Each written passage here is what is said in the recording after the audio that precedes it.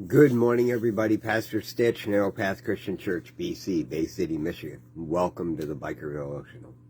First and foremost, again, I need to really apologize for missing this yesterday. I spent the entire night, the night before, at the hospital with my dad. He had fallen. He broke his hip. He had an infection that caused him to get confused.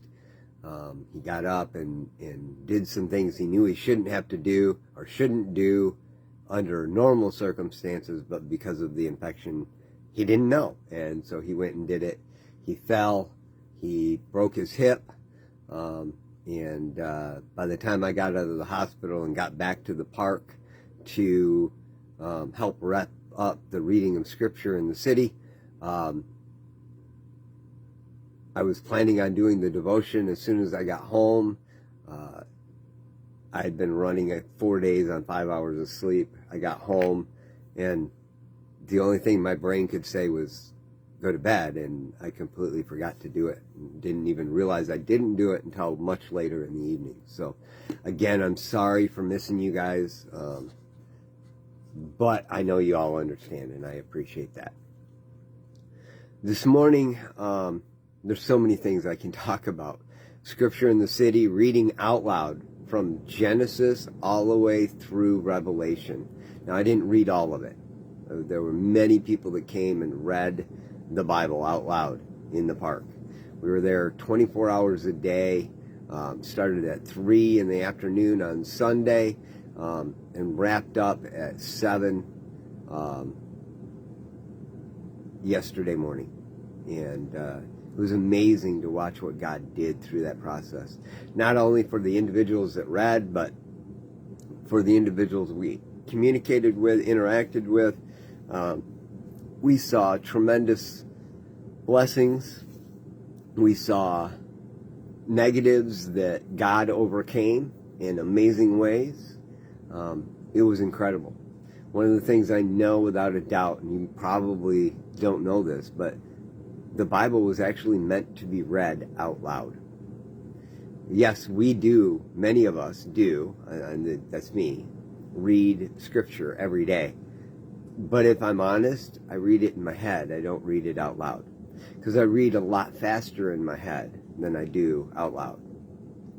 But Scripture is meant to be read aloud, where others can hear. And you gain so much from doing that. It's incredible. So it's a challenge for you. The other thing that I got from reading Proverbs chapter 9 today, the very first 2 verses. Wisdom has built her house. She has carved out her 7 pillars. She has prepared her meat. She has mixed her wine. She has also set her table. And it got me thinking. Metaphorically, I guess, it means that it's a big house. There's 7 pillars. That means that this structure is huge, and it needs pillars every so far to hold up the structure. But it got me thinking, what are the things that I set my life on that hold up my structure? It doesn't say that they set all the pillars in place.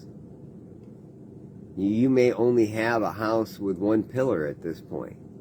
Maybe you won't have any pillars, you just got 4 walls. You haven't built the span wide enough to need a pillar. That's okay. But if you're going to build on what you've got, you got to first start carving out the pillars. You got to know what it is that you are going to use to support your structure of your life as you move forward.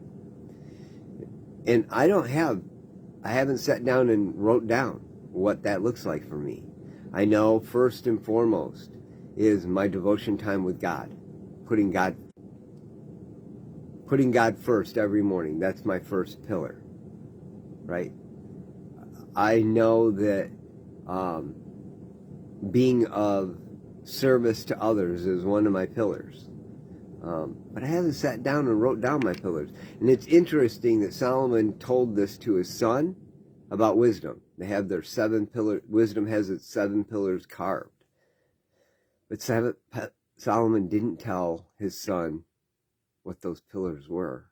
And I think maybe that might be because your pillars might need to be different than my pillars, because your structure is going to be different than my structure. Because it'll depend on what it is that you're called to do in comparison to what I'm called to do. There are some commonalities. First pillar should always be, in my opinion, God, and putting him first in your life every day. But your first pillar may look different than my first pillar. I don't know. So it was just a challenge. It challenged me. I thought it might challenge you. Again, I want to thank you for your grace for my missing you yesterday. I know that there are going to be times where that happens. I do my very best not to miss.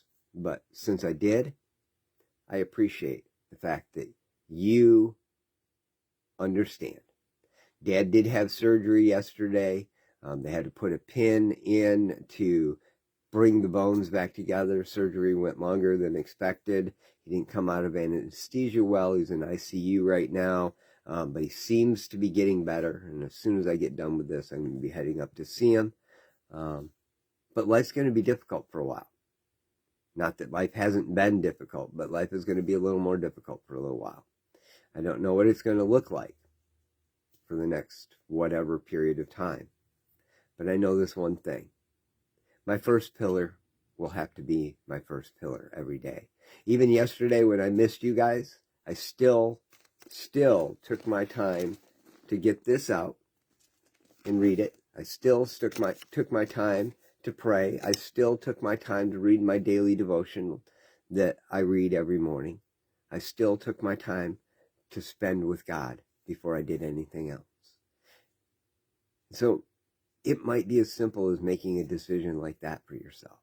I don't know. But start thinking about what those pillars might be. And if you haven't carved one yet, maybe it's time to do that. I love y'all. I hope you have a great day. God bless.